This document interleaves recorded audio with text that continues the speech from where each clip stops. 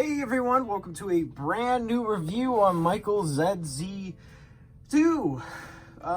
Today we'll be taking a look at the SH Monsterarts Kong, sort of.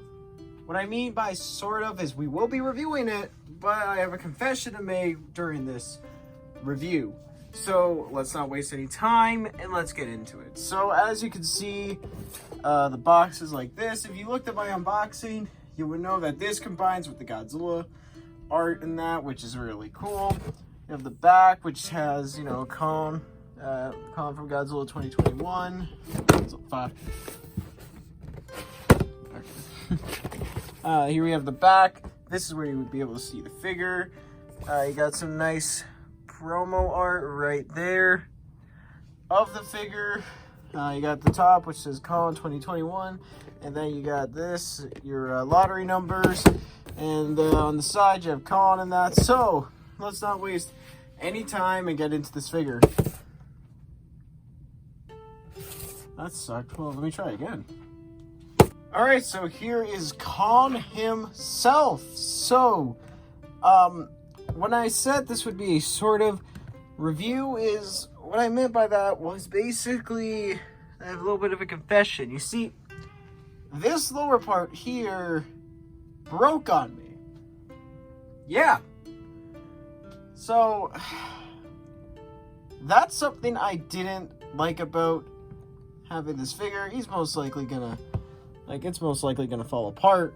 But I was able to fix it using the same joint. So how did it happen? Well, the joint that's in here is really stuck in there. It's really in there. Okay, that's the thing. And that's what I personally think knocks this Kong figure a little off.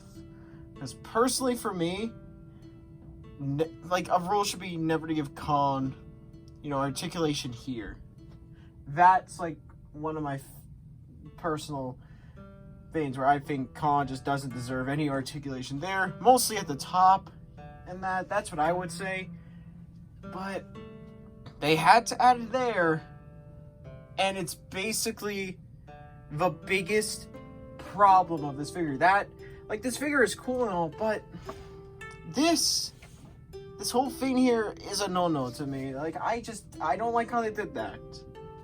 But I was able to fix it by getting the joint out. I had to carve it out with a box cutter, and I basically had to carve out the joint that way. I don't know why.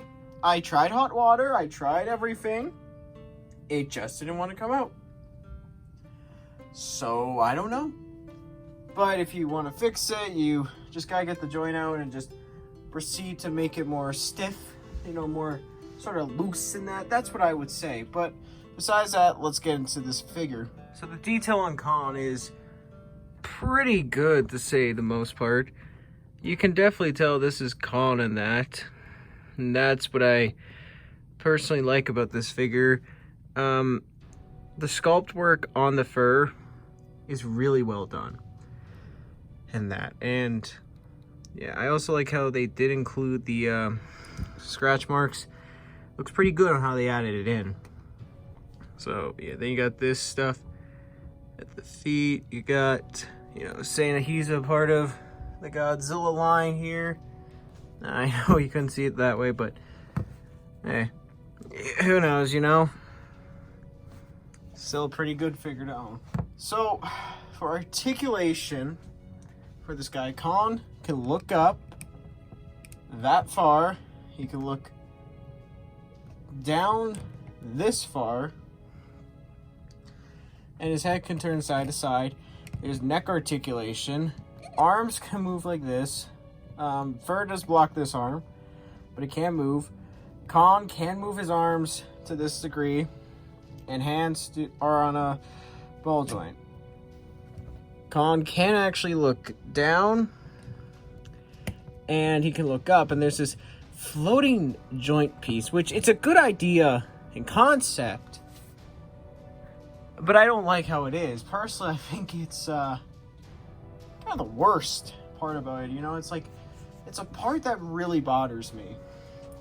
And as mentioned, I did break around here, so I have to be very careful, but as long as he's moved like this, and he is fine. Legs can go out like this, rotate, and they can, and that's a problem. That's a QC problem on Kong. The legs really like to pop out too much. And, you know, he can move from here. Foot can move like that. And there's toe articulation. Even on the other one. Other feet, like foot. And that. But there's something cool one of my friends pointed out to me about this Kong figure with accessories, which we'll be getting into right now. So Kong does come with his axe in a hand to hold it. You can have the other hand also, like grip in hand, hold this. For the most part, Kong's axe looks really well done. He has these open hands, so you can have him, like, I don't know, clap, and then slap Godzilla.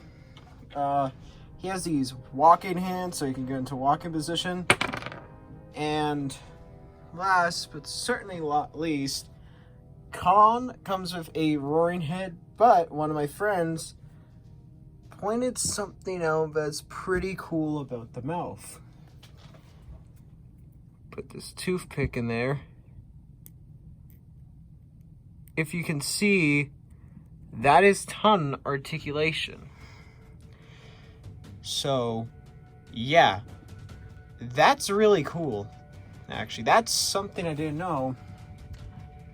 And I didn't know that because my figure was broken, so I was focusing on fixing Kong. So, yeah, with the accessories combined, Kong is pretty good for the most part. Okay, so to speed up this review, I'm basically going to put images of him and Godzilla next to some other figures and that.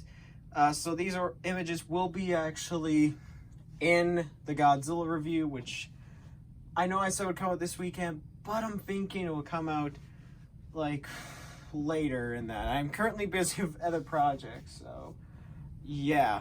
Yeah, you should have known I wasn't going to end this review off without comparing them next to some other King Kong figures that I have in my collection.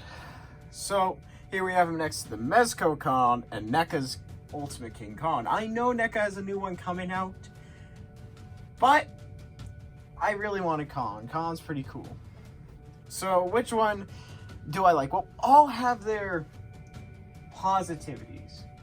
And I might actually go over full length in a video for which Kong I would say is best to pick up out of these three.